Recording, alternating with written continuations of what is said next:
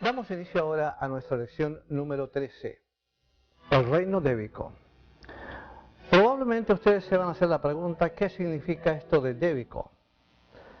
Cuando se habla de los reinos, normalmente, por lo que entendemos, es el reino mineral, el reino vegetal, el reino animal y el reino humano. Hablamos de 4 reinos. Sin embargo, según se nos dice, en todas las religiones del mundo, en realidad, la gran mayoría por lo menos, y en todas las escuelas filosóficas también, existe un 5.º reino. Este 5.º reino se le conoce como el reino débico. La palabra débico viene de Deva, y Deva es una palabra sánscrita que significa ser que brilla, fundamentalmente. De ahí viene el significado que se le adjudica a la palabra. Un ser que brilla. Especialmente para nosotros los occidentales, el asunto de los ángeles siempre ha resultado algo familiar. Tenemos figuras angélicas en la iconografía de los templos cristianos, y también si uno observa la iconografía de otras religiones, de otros templos, también generalmente hay figuras alegóricas en el sentido de indicar que existe un reino que está más allá del reino humano, algo que podríamos llamar en cierta medida un reino superhumano. De la viabilidad de la existencia de semejante reino, mucho no sabemos. Solamente lo que podemos pensar es que hay personas cuya capacidad de clarividencia, para la cual han sido entrenados, la mayoría también, hay mucha gente que no ha sido entrenada, que la tiene por naturaleza. Pero para ellos es más difícil porque les cuesta mucho controlar la disposición. Esa disposición clarividente que le permite a la persona ver más allá de lo que ve normalmente alguien. Gran parte de los postulados teosóficos que ustedes han escuchado en este curso han sido obtenidos debido a la investigación clarividente. No podemos, en consecuencia, los que no somos clarividentes, afirmar que así es como es la cosa, que es la verdad absoluta, que existe una certeza absoluta de que la cosa sea de esa manera. No tendríamos el derecho a hacer eso porque no nos consta. Pero sí podemos pensar en términos de las personas que nos han entregado estos testimonios, de lo que ellos podían ver, y determinar si efectivamente esas fuentes eran o no eran válidas. Generalmente tiene eso mucho que ver con las características del sujeto que afirma ver más allá de lo que es normal. En el caso específico de la teosofía, son personas absolutamente respetables, personas probadamente honestas y directas, inteligentes, sin obsesiones de ninguna especie, que mediante su disposición para ver más allá de lo común, han sido capaces de lograr una buena medida de evidencia para determinar y para decirnos que efectivamente este 5.º reino es una realidad. La realidad que llamamos el reino débico o reino angélico, para utilizar el término que se utiliza en los países cristianos, es algo razonable cuando uno se pone a pensar, decir, realmente es razonable, es factible, digamos, que semejante reino exista.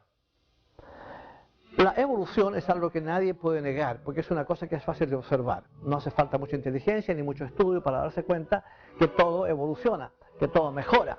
Y en consecuencia, sería cuestión de simplemente tratar de determinar qué es lo que ocurre cuando una humanidad va evolucionando. Va evolucionando, lo cual quiere decir que va mejorando, sobre todo el estado de conciencia, que se va abriendo, se va expandiendo y va empezando a recibir luz.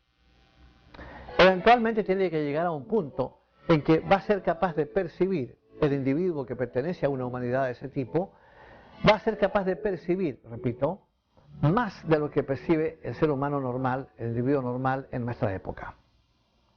Es natural suponer eso porque no solamente se produce una evolución a nivel colectivo, sino también a nivel individual.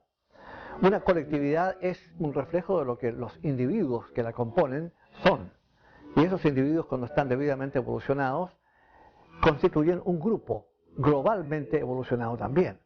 De manera que vamos a pensar en términos inevitables de que si seguimos evolucionando y vamos avanzando, se va expandiendo la conciencia, vamos recibiendo más luz y vamos sobre todo percibiendo más de lo que normalmente percibíamos, vamos a empezar a ver un mundo nuevo, un mundo lleno de seres que antes no veíamos, no percibíamos, y sobre los cuales solamente podíamos, ya fuera en orden religioso o filosófico, de literatura fantástica o de lo que fuera, pero no era una visión, no era una certeza para nosotros, algo que realmente podíamos ver, algo que realmente podíamos comprobar directamente.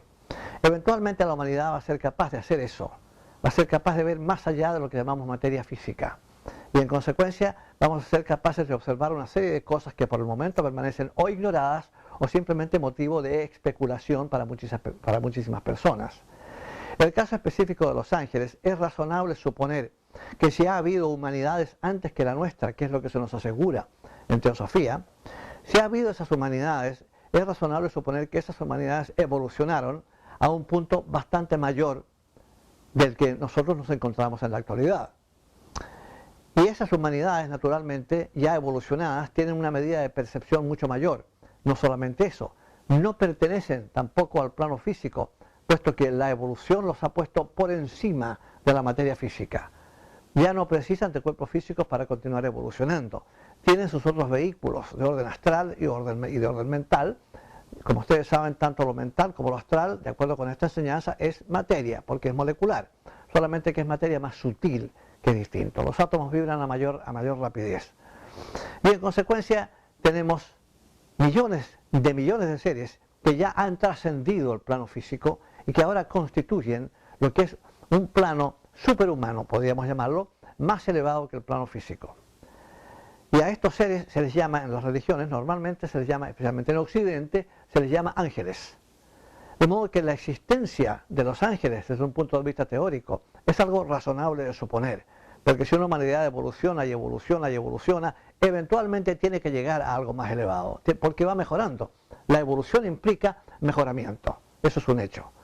Y en consecuencia llega un punto en que ya la parte humana, especialmente la parte física, ya no es relevante para nuestro desarrollo.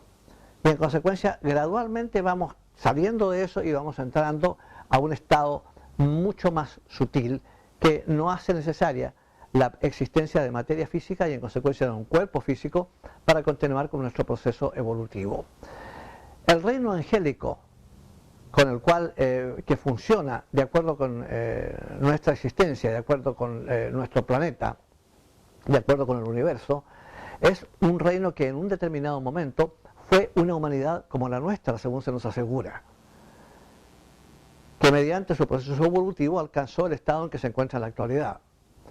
Y en consecuencia es perfectamente razonable suponer que existe. En segundo lugar, normalmente pensamos, cuando vemos un cristal muy hermoso, de propiedades geométricas realmente extraordinarias, o cuando vemos una planta muy hermosa, con unas flores maravillosas, de gran colorido, de gran perfume, algo realmente que parece una obra de arte. No sé si ustedes han visto, se han fijado bien en el color de ciertas flores, de ciertas orquídeas, por ejemplo, de tipos de rosas que hay, camelias, en fin. Hay una exquisitez, hay una belleza extraordinaria en este. Y cuando nos preguntamos qué ha ocurrido, cómo han venido esas flores, esas plantas a la existencia en un estudio tan bello, tan hermoso, en algo tan realmente maravilloso, se nos ocurre decir siempre que son algo que la naturaleza ha hecho. La naturaleza lo hizo, decimos, y lo dejamos ahí. Y no se nos ocurre pensar que la naturaleza es sencillamente una fuerza, es una energía que está regida por leyes, pero no es un constructor.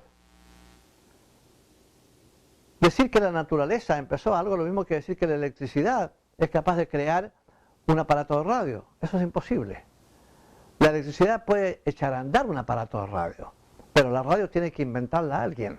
Y fue inventada en nuestra civilización y podemos oír música gracias a eso. Pero la electricidad no inventó la radio. Esa la tuvieron que inventar los seres humanos. Tenemos que entender en consecuencia que cuando vemos un mineral magníficamente constituido, sobre todo las piedras preciosas, diamantes, esmeraldas, topacios, en fin, y sus líneas geométricas que aparecen a nivel microscópico, sobre todo, aparecen tan precisas, tan bien organizadas. Cuando vemos flores hermosas y con un perfume maravilloso, y etcétera, etcétera, que alguien ha hecho todo esto, alguien lo ha fabricado. Y eso implica, por supuesto, primero pensarlo, porque para fabricar una cosa uno tiene primero que imaginársela en su mente. De manera que hay que primeramente crear estas cosas en la mente de uno. Y entonces una vez que eso ya está establecido en la mente como un arquetipo claro de pensamiento, uno puede proceder a fabricarlo. En el caso específico de las flores, las piedras preciosas, los metales, gran cantidad de vegetales e incluso el cuerpo humano, todo ello es fabricado por los devas, por los ángeles. Ese es el servicio que ellos prestan a la humanidad. Es un servicio sin el cual nosotros no podríamos evolucionar, porque para que un ser humano pueda evolucionar, tiene que tener lo primero que tiene que tener es un vehículo físico, tiene que tener un vehículo astral, es decir, tiene que tener un mecanismo de emociones y deseos, tiene que tener también un mecanismo mental, vale decir, una mente que le permita pensar. Todas estas cosas que tiene que tener el ser humano tienen que ser fabricadas. Nada se hace solo en la naturaleza. La idea de que la naturaleza puede hacer algo y que ese algo se haga solo, sin pensamiento previo, sin planificación previa, es un grave error.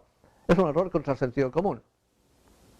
De manera que es una demostración clara de la existencia de un poder que está mucho más allá de nosotros, considerablemente más allá, y que es capaz de crear todas estas cosas.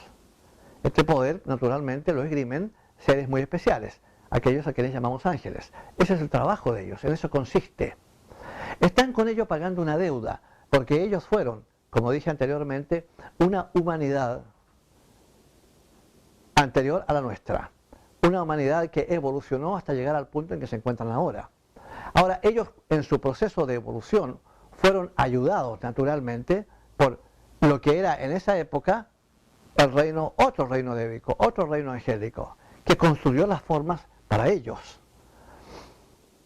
Y en consecuencia ahora el reino débico que anima nuestra evolución paga una deuda de esa manera, la deuda que tenían con otro reino que los ayudó a ellos cuando ellos eran humanos como nosotros. Eso ocurre simplemente porque, claro, es imposible que ellos o nosotros o cualquiera pueda pagar una deuda a seres que están más avanzados. No tenemos nada que darles.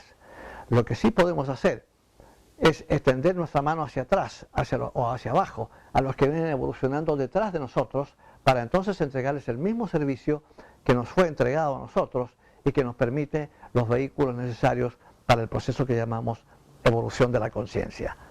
Recordemos lo que ya se ha repetido varias veces en este curso, que es una cosa bien importante de recordar, que la única razón por la cual estamos aquí en este mundo es la evolución, es el desarrollo de la conciencia, vale decir, el desarrollo de posibilidades latentes en nosotros en poderes activos. Esa es la única razón por la cual estamos aquí, no la felicidad, el aprendizaje y el desarrollo. Y en consecuencia, todo aquello que contribuya a eso, entregándonos las formas, los cuerpos, para que ellos puedan servirnos como elementos a través de los cuales evolucionamos mediante su utilización, todo ello tiene que ser para nosotros un motivo de enorme gratitud, puesto que estamos recibiendo algo por lo cual no se nos cobra, naturalmente, y que es absolutamente esencial para nuestro desarrollo.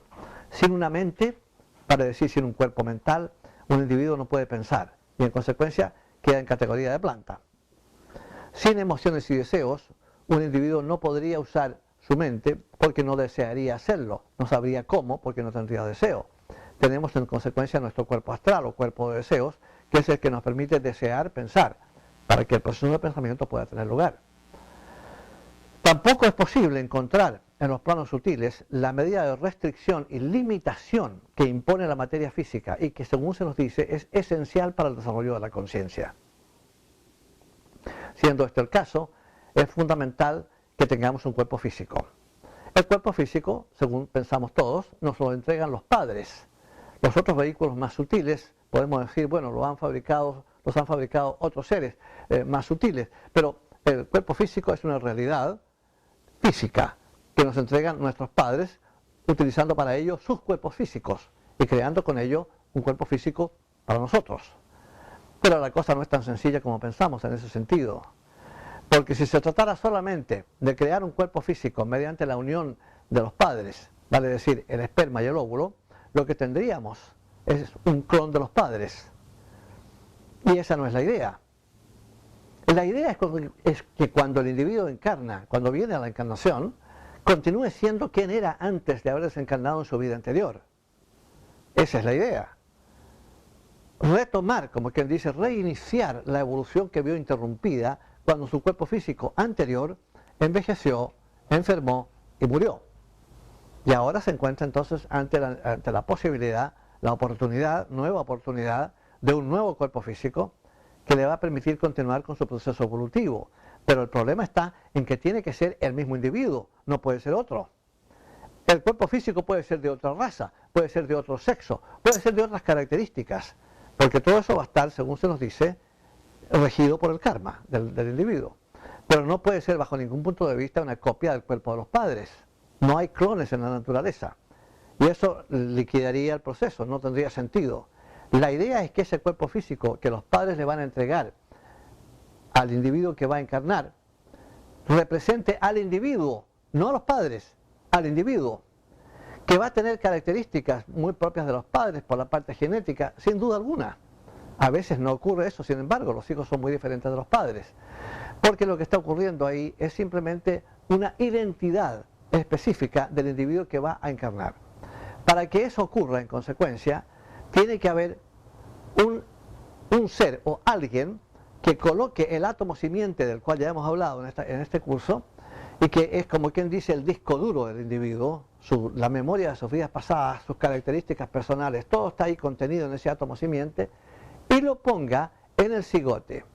El cigote, o cigoto como se le dice también, es la célula doble formada por el esperma y el óvulo. Cuando se encuentran y se reúnen, se forma esta célula doble, que es la primera célula del cuerpo fetal. El feto que se va a empezar a desarrollar de ese embrión, esencialmente va a ser eventualmente el cuerpo del individuo que va a encarnar. Y todas esas células van a ser copia de esa célula original, que tiene el impulso y las características del individuo. ¿Por qué? Porque tiene con ella, mejor dicho, la célula, el átomo simiente del individuo, el átomo permanente, ese que constituye la identidad de la persona. Y en consecuencia, en cada célula del cuerpo físico que se está formando está la memoria de las vidas pasadas, porque todos esos átomos son átomos que constituyen esas células, son una reproducción exacta del átomo simiente. En consecuencia, en cada átomo y en cada célula de nuestro cuerpo tenemos la memoria de nuestras vidas pasadas y tenemos todas las características de lo que realmente somos, lo cual viene a explicar por qué de padres a veces muy inteligentes vienen hijos que no lo son, o de padres no muy inteligentes, hijos geniales, de padres no bien parecidos, hijos muy bien parecidos, de padres muy bien parecidos y muy sanos, hijos deformes o enfermos, porque todo eso está regido no por la parte genética solamente, sino por el karma, fundamentalmente, del individuo. Pero para que eso ocurra, tiene que haber el agente que haga posible que esa célula original, que constituyen, vuelvo a repetir, el óvulo y el esperma, tenga la identidad del individuo que va a encarnar. Y si eso solamente lo puede hacer un deva, porque es algo que ocurre a nivel sutil, y el deva es el que coloca el átomo simiente del individuo, o átomo permanente, también se le llama, en el cigote, para darle su característica personal, mediante la cual se va a encontrar él funcionando en el mundo físico como corresponde. Esas características no pueden ser retiradas, tienen que ser respetadas porque es lo que el individuo es hasta ese momento, es el avance que ha logrado.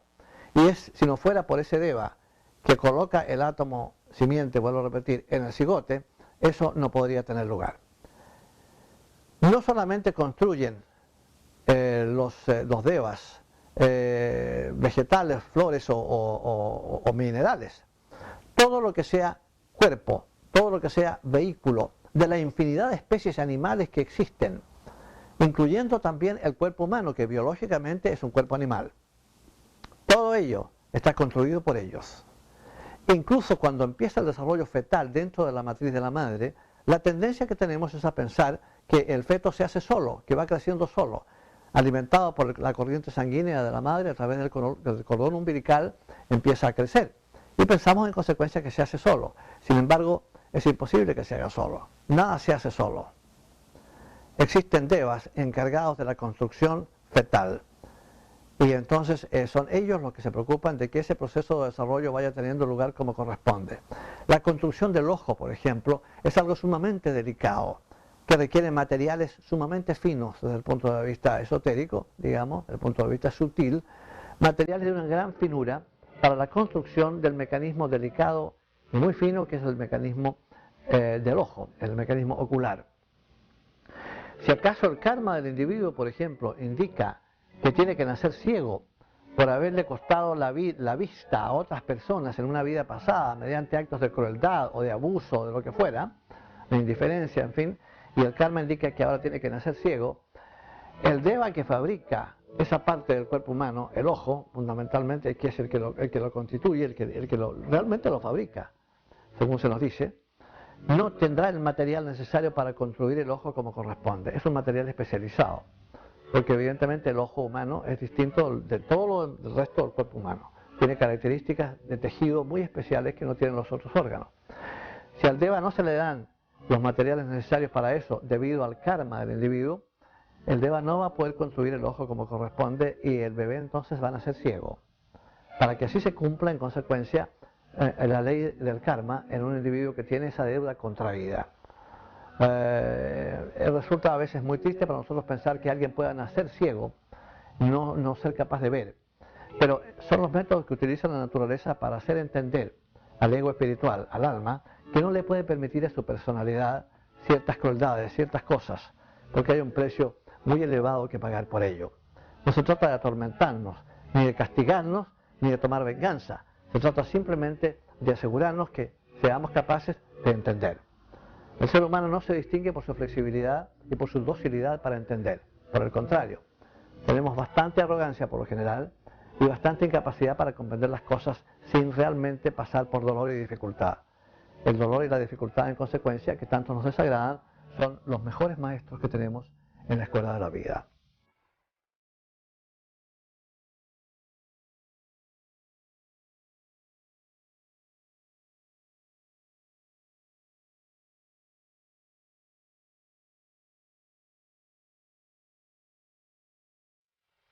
Cuando se trata del reino débico, tal vez sería útil y conveniente utilizar la descripción que nos da Elena Petrovna Blavatsky sobre lo que constituye el reino débico. Es importante que entendamos en qué consisten estos seres, que se diferencian bastante por lo demás, según se nos dice, de lo que se puede observar en la iconografía de los templos cristianos, por ejemplo, en que se les muestra como seres con unas alas enormes, como si fueran unas palomas gigantescas, con un aspecto totalmente humano, y etcétera, etcétera. Entendamos bien una cosa: los ángeles no tienen nada de humanos, son superhumanos. En consecuencia, es otra la forma, es otra la característica, no tiene absolutamente nada que ver con la forma como nosotros nos vemos. Tal vez a veces se puede apreciar, según se nos ha dicho, y en las ilustraciones que tenemos sobre instrucciones que han dado clarividentes, artistas que han pintado ángeles bajo esas instrucciones, se puede ver un rostro vagamente, pero fundamentalmente lo que se ve es un cuerpo que generalmente a veces es muy grande, enorme, puede alcanzar hasta 100 metros de altura, realmente enormes. Son algunos, otros más pequeños y hay una gran variedad en todo sentido. Todos ellos cumpliendo una diferente labor en beneficio del género humano y sin ser vistos naturalmente. Es una labor que cumplen calladamente. No existe la posibilidad de comunicación directa entre ángeles y seres humanos. Esto se los digo porque se van a encontrar ustedes muchas veces con personas que dicen estar en contacto con ángeles. Por lo general esas personas no les están diciendo la verdad. La comunicación entre ángeles y seres humanos es algo estrictamente prohibido y por razones muy válidas. No se debe en consecuencia tratar de hacer una cosa que está en contra de la naturaleza. Si fuera beneficioso para el ser humano tener un contacto consciente con ángeles y los ángeles con nosotros y vernos mutuamente y poder interactuar directamente, si fuera útil y beneficioso, repito, eso ocurriría, pero no lo es. Por el contrario, puede crearnos un montón de problemas. De manera que el reino débico actúa, como quien dice, ocultamente, discretamente. Ni siquiera conocemos de su existencia a no ser por referencias tales como la que estamos dando ahora en este curso. Pero contacto directo no lo hay. Que lo ha habido ocasionalmente, sí. Es evidente que lo ha habido en muchas ocasiones, no en muchas, pero en pocas ocasiones, pero lo ha habido. Y si lo hay, es porque hay una razón específica. A veces quieren entregar un mensaje, quieren entregar una enseñanza o algo así, entonces se permite esa comunicación con personas que sí parecen estar especialmente calificadas personalmente, generalmente son niños por lo demás, para poder tener una visión directa de un deva, que les puede comunicar a una información importante o, en fin, darles algo que realmente les valga la pena y que represente para todo el mundo una medida de ayuda. Si vamos, sin embargo, a tener una descripción más o menos precisa de lo que es el reino angélico o reino débico, podemos recurrir a lo que nos dice Blavatsky en la Doctrina Secreta. El cosmos entero está controlado, animado y guiado por una infinita variedad de jerarquías de seres espirituales, cada una de ellas cumpliendo una misión determinada y cuyos integrantes, llamémosles como les llamemos, Anshohans o arcángeles, devas o ángeles, no son otra cosa que mensajeros, en el sentido de que son agentes de las leyes kármicas y cósmicas. Estos seres varían infinitamente en lo que se refiere a sus grados de conciencia e inteligencia, y llamarles puramente espíritus, sin conexión alguna con la materia terrestre, es caer en indulgencia poética,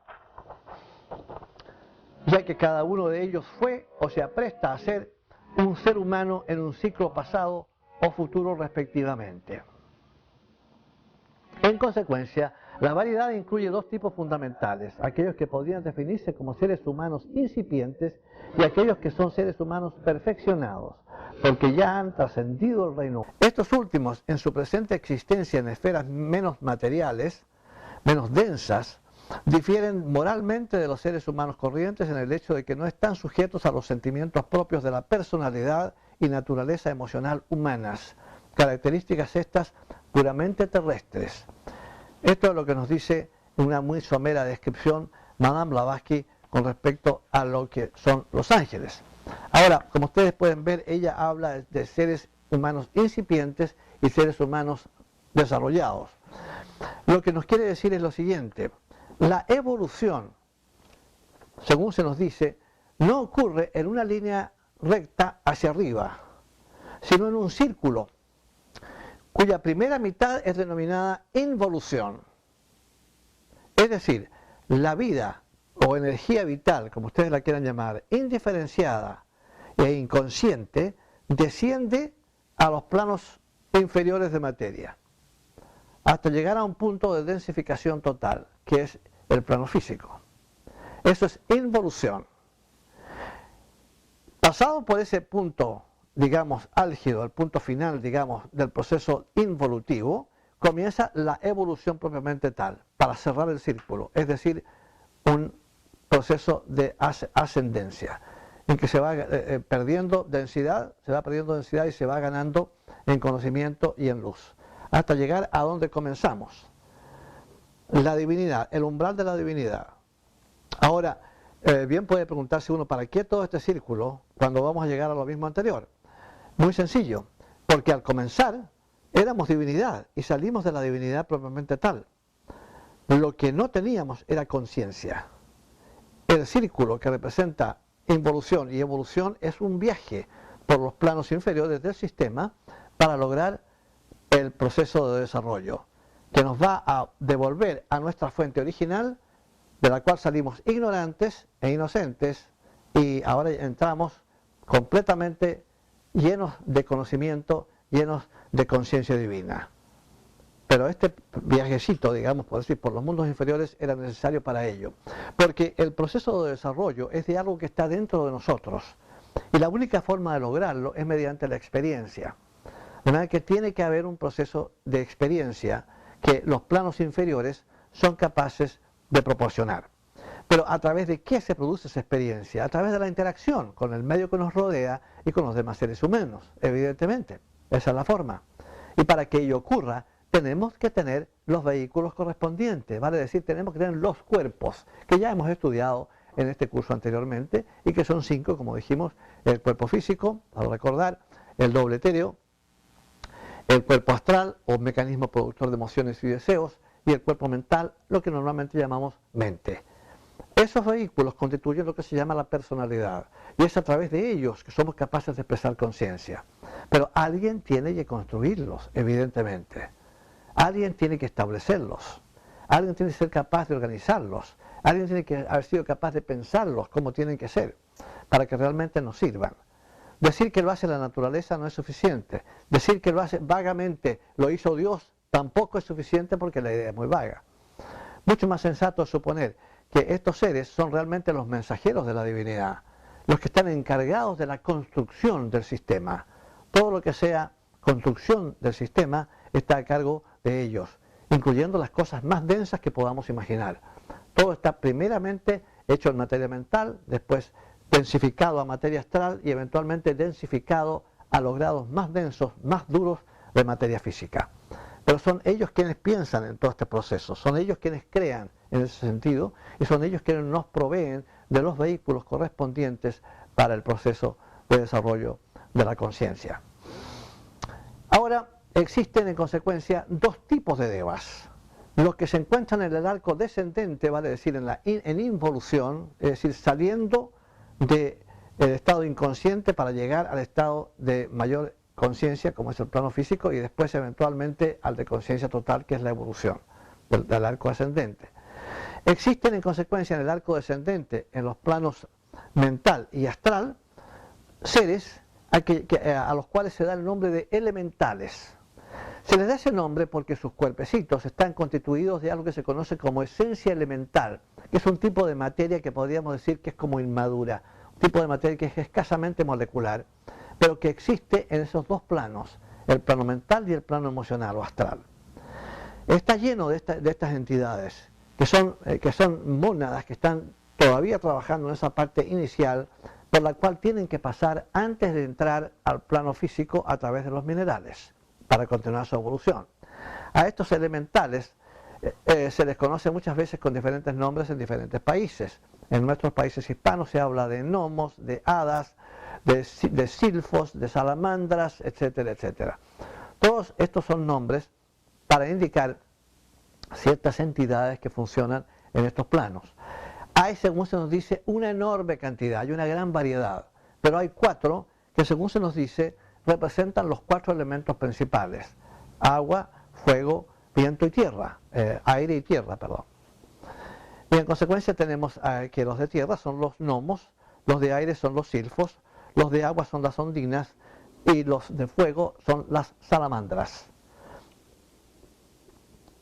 Ellos son los que realmente animan y hacen efectivos los procesos de todos estos reinos, de todos estos tanto el reino, digamos, el terrestre como el aire, el agua.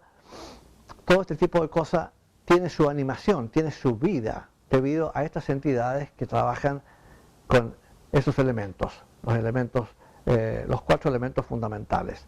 Hay también muchos otros elementos, pero los más importantes que nosotros aprendemos en la escuela son justamente esos 4 elementos. Y son esos, los elementales ya nombrados, los que realmente animan esos elementos. Trabajan en conjunto con los ángeles desarrollados que están en el plano ascendente, porque si ustedes piensan un poco, se van a dar cuenta de que en el arco descendente, digamos en involución, en donde se encuentran los elementales, a la misma altura de esos planos tanto mental como astral, se encuentran los ángeles, porque esos son los 2 planos en donde habitan los ángeles de servicio, los que están con nosotros, tanto el plano mental como el plano emocional, el plano astral, están esos ángeles. Están en consecuencia en el mismo plano con los elementales. Y en consecuencia los elementales pasan a ser más o menos lo que los animales son para nosotros. El ser humano, antes de mecanizarse, como lo ha hecho hasta ahora con la tecnología y todo lo demás, utilizaba animales para el servicio agrícola y de muchos otros elementos, transporte, lo que fuera. Usaban caballos, usaban bueyes, usaban, en fin, una serie de animales que nos servían en ese sentido. Los ángeles se sirven de los elementales para llevar a cabo las funciones que tienen que llevar a veces en cuanto a construcción.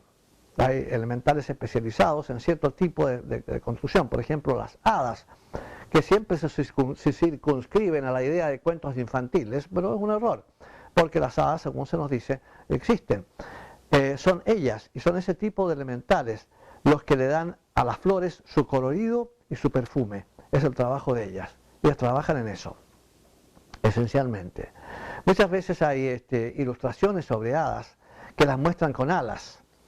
En realidad, ni las hadas ni los ángeles probablemente tales necesitan alas. Son seres sutiles.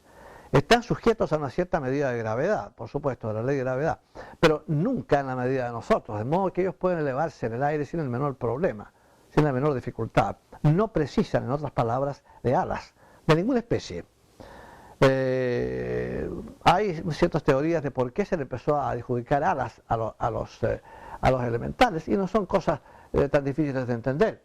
Lo que pasó aparentemente fue que durante la Edad Media, la edad en que muchas veces en los templos cristianos se comisionaba a artistas para pintar la iconografía del templo y pintar ángeles y ese tipo de cosas. Bueno, eran artistas pero no sabían cómo se veía un ángel y en consecuencia se ponían en contacto con personas que eran clarividentes. En esa época se perseguía a las personas que eran clarividentes porque se presumía que eran satánicas. Grave error. Pero el caso es que eso se hizo durante siglos.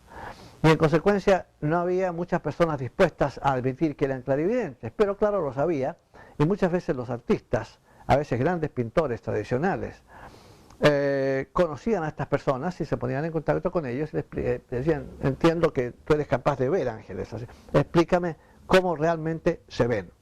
Y entonces lo que ellos explicaban era que era un cuerpo que se veía más o menos humanoide, pero muy vagamente, que esencialmente era un ser de luz, pero que lo que se veía eran unas corrientes de energía alrededor del cuerpo, y entre ellas esas corrientes parecían salir de la espalda y de los hombros hacia arriba, lo cual daba la impresión de alas, por supuesto. Generalmente, o a veces estas personas eran personas sencillas, campesinas, que no sabían describir con claridad lo que veían, y pensaban que se trataba de alas, y era lo que les decían a los pintores, a los artistas. Y entonces los artistas pintaban los ángeles con alas, lo cual es absurdo, porque un ser sutil, vuelvo a repetir, no precisa de alas para poder volar, y los ángeles son seres sutiles. Es importante siempre en consecuencia tratar de obtener los libros que dicen relación con este curso, porque uno de ellos es El reino de los dioses de Geoffrey Hodgson, en donde están todas las ilustraciones de lo que el señor Hodgson veía. Él era clarividente, entrenado, y le era posible ver, según se nos dice, figuras angélicas. Y de acuerdo con lo que él decía y la instrucción que él le dio a ciertos artistas, se hicieron las ilustraciones que están en el libro. El libro, que está traducido al castellano, se llama El reino de los dioses, vuelvo a repetir, de Geoffrey Hodgson. Las ilustraciones son en colores y son muy bonitas, y más o menos le explican con bastante precisión lo que parece ser que es la forma de los ángeles. Cuando uno los ve, uno se da cuenta que es algo radicalmente diferente a lo que nos muestra la iconografía de los templos cristianos. Pero esencialmente parece mucho más razonable ese aspecto. De hecho, si ustedes, a medida que yo continúo dando estas explicaciones, ustedes van a poder ver en pantalla algunas ilustraciones sobre cómo se ven los devas, ilustraciones tomadas del libro de Geoffrey Hodgson que acabo de mencionar. Ahora, en la relación con los seres humanos, podemos ver lo que nos dice Charles Leadbeater, que era uno de los teósofos originales y que era un clarividente entrenado. Vamos a ver lo que nos dice el señor Leadbeater sobre la relación que existe entre los seres humanos y los devas. No es la visión del señor Leadbeater una visión optimista ni grata.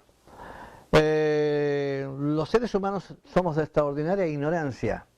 No entendemos nada del mundo en el cual vivimos, y mucho menos sus aspectos sutiles y ocultos. Y en consecuencia cometemos todo tipo de tropelías y estupideces y errores que arruinan el medio ambiente y que le dan trabajo, digamos, hacen pasar mal a los otros seres que comparten el planeta con nosotros, que aunque no sean visibles, están más vivos que nosotros incluso. He aquí lo que nos dice el señor Leadbeater en relación con la relación del reino humano con el reino débico. La mayoría de los espíritus de la naturaleza, esto es en un libro que se llama El lado oculto de las cosas, de Charles Leadbeater. La mayoría de los espíritus de la naturaleza desconfían del ser humano y tratan de evitar su contacto. Esto no debe sorprendernos. Ven al hombre como una especie de demonio furibundo, destruyendo y arruinando todo lo quiera llega. Lo ven matando por deporte a los hermosos animales a quienes disfrutan observando en paz. Lo ven cortando los árboles, pisoteando los prados, arrancando las flores para después botarlas descuidadamente. Lo ven reemplazando la encantadora vida agreste de la naturaleza con horribles estructuras de ladrillo y cemento y arruinando la fragancia de las flores con las fétidas y venenosas emanaciones de las fábricas.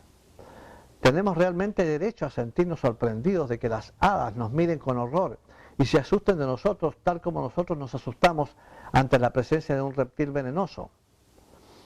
No solo traemos devastación a todo aquello que les es querido y respetado, sino que además nuestros malos hábitos y emanaciones les resultan desagradables.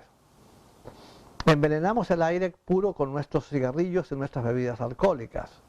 Nuestros descontrolados deseos y pasiones desatan un verdadero huracán de corrientes astrales que les molesta y altera, provocándoles la misma indignación que sentiríamos si alguien nos bañase con un balde de agua inmunda. No es grata la opinión de Leadbeater con respecto, como ustedes pueden ver, con respecto a la relación que existe entre el ser humano y los devas, sobre todo la forma como se comporta el ser humano en gran medida debido a su ignorancia. Tiene en otro libro, El plano astral, el mismo autor,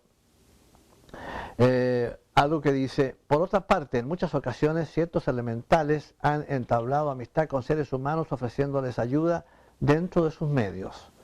O sea que la posibilidad de que existe este contacto, a veces con elementales, es mayor que la que podría haber con devas, esencialmente. Muchas veces hay muchas personas que, sin ser clarividentes, han tenido visiones, sobre todo en los campos, en donde el aire es más puro, más limpio, y en donde existe una vibración bastante mejor que la de las ciudades, y en consecuencia a veces se producen estas visiones en que es posible ver a estas criaturas, que a veces toman forma de gnomos o hadas o lo que sea. Es una cosa que naturalmente tenemos que creer tendríamos que creer en lo que el individuo nos está diciendo. Hay mucha gente da a la fantasía en estas cosas, evidentemente, pero hay razones para suponer que hay personas que lo que ven realmente es algo que es válido, que realmente lo están viendo. Existen, por supuesto, ángeles mayores, ángeles de enorme desarrollo, a lo que llamamos arcángeles incluso, y también ángeles de menor poder, de menor desarrollo, por así decir. Existe una gran variedad, enorme, por ahí se habla de 330 millones de ángeles, pero dar un número en este asunto resulta bastante aventurado. Las cifras, los números que se nos han dado en el esoterismo, ya sea en la doctrina secreta o en otros trabajos importantes, deben ser siempre tomados con soda, como quien dice, porque no sabemos con precisión realmente si tienen o no tienen valor en el sentido de la precisión de la cantidad indicada. Pero las características de ellos y el trabajo que realizan da a entender que tienen que ser, por supuesto, muchísimos, porque son realmente los constructores y administradores, por así decir, del cosmos. Sin ellos, nada realmente podrían dar. Son ellos los que nos traen la energía y son ellos los que diseñan y construyen las formas mediante las cuales evoluciona la conciencia. No necesito decir que son andrógenos. No existe sexo entre ellos, naturalmente, es algo que ya han trascendido por completo. Y tienen un enorme poder creativo.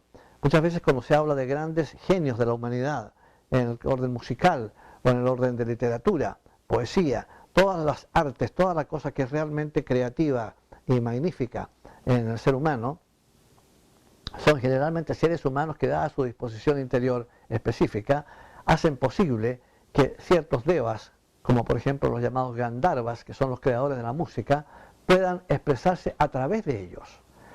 Por eso es que a seres como Beethoven, por ejemplo, cuando le preguntaron que cómo se las había arreglado para componer su novena sinfonía, que es un trabajo sinfónico coral y orquestal de una envergadura extraordinaria y además algo bellísimo. Cuando el hombre ya estaba prácticamente sordo y él dijo, no sé, fue algo que me vino. Lo mismo ocurrió con el autor, mejor dicho, el compositor del Mesías. La misma historia también. La aleluya del Mesías tiene una característica muy especial. El que lo escucha siempre se emociona, porque tiene una característica muy especial en cuanto a sonido. Es evidente que es seres superiores que vienen a través de estos compositores y entonces se les permite entregar este tipo de música. Casi ninguno de estos compositores ha reclamado ser él el creador de la música, sino que sienten que es algo que viene a través de ellos. Son los devas encargados de música, los gandharvas, los que nos permiten tener esa cosa maravillosa que es la música, sobre todo la música elevada, la música clásica, la música apropiada. Existen también, según se nos dice, 4 ángeles o arcángeles poderosísimos, a quienes se llaman lipikas. Lipikas significa escribas. Son los arcángeles que regulan la ley del karma, que precisa ciertos ajustes para que se pueda cumplir de manera apropiada. Trabajan con muchísimos ángeles a su disposición en ese proceso, naturalmente. Son los realmente constructores también de los arquetipos. Todas las cosas que están en el mundo mental y que van a ser hechos en el mundo físico son concebidas y construidas por ellos como arquetipos, vale decir como modelos en el mundo mental. Y ahí entonces es donde ellos desarrollan todas esas posibilidades. Es imposible hablar de los ángeles sin mencionar el ángel guardián. El ángel guardián es un deva que se queda con el niño chico desde que nace, el bebé, y lo protege hasta los 7 años de edad, en la medida que le es posible protegerlo, porque muchas veces ocurren cosas que están más allá del control del deva. De manera que los niños siempre están en peligro, para eso están los padres, para cuidarlos, para que no les ocurra nada que no debe ocurrirles. El doble etéreo del niño todavía no está bien desarrollado, de manera que el ángel guardián es el que entrega la energía etérica para que el cuerpo del niño se vaya desarrollando de bebé al niño pequeño y después al niño un poquito más grande, hasta los 7 años de edad, que es solamente entonces cuando el doble etéreo de la persona queda en completo desarrollo. Ahí se retira el ángel guardián y queda entonces con nosotros el ángel solar, que se llama, que es un deva muy especial que está con nosotros desde que tuvimos nuestra primera encarnación. Se nos asigna ese deva para acompañarnos a través de todas nuestras encarnaciones, para que nos pueda proteger y para que nos pueda ayudar en este proceso. Es naturalmente sutil y no es mucho lo que puede hacer cuando uno no vive una vida apropiada. Uno tiene que hacer su parte, uno tiene que hacer su trabajo, uno tiene que respetar las leyes que tiene que respetar si quiere que el trabajo de ese deva, el ángel solar que se le llama o deva solar, sea eficaz en el sentido de ayudarnos en nuestra vida personal. Podemos dar entonces, para cerrar esta lección, una última opinión sobre Leadbeater, lo que dice Leadbeater sobre los devas. Y lo vamos a citar una vez más. Dice, existe entre la gente común gran confusión respecto de los ángeles. La sola idea de la realidad de su existencia es algo tan hermoso y poético que la mayoría de las personas tienden a considerar tal realidad solo como poesía. Se habla acerca de estos magníficos seres con la misma idea con que se habla de cuentos de hadas, muy hermosos, pero no reales. Nada puede estar, sin embargo, más lejos de la verdad que semejante conclusión. La gloria radiante de los seres angélicos es mucho más real que todo lo que existe en el plano físico. Más aún, si hemos de comparar sus cuerpos y los nuestros, los de ellos son mucho más reales y de mucha mayor duración, ya que estas nobles criaturas viven una vida mucho más larga, mucho más vívida y de un estado de conciencia mucho más elevado que el que nosotros ostentamos en este nuestro mundo físico. En nuestra próxima clase vamos a hablar sobre el futuro de la raza humana y sobre la importancia de la fraternidad universal. Muchísimas gracias.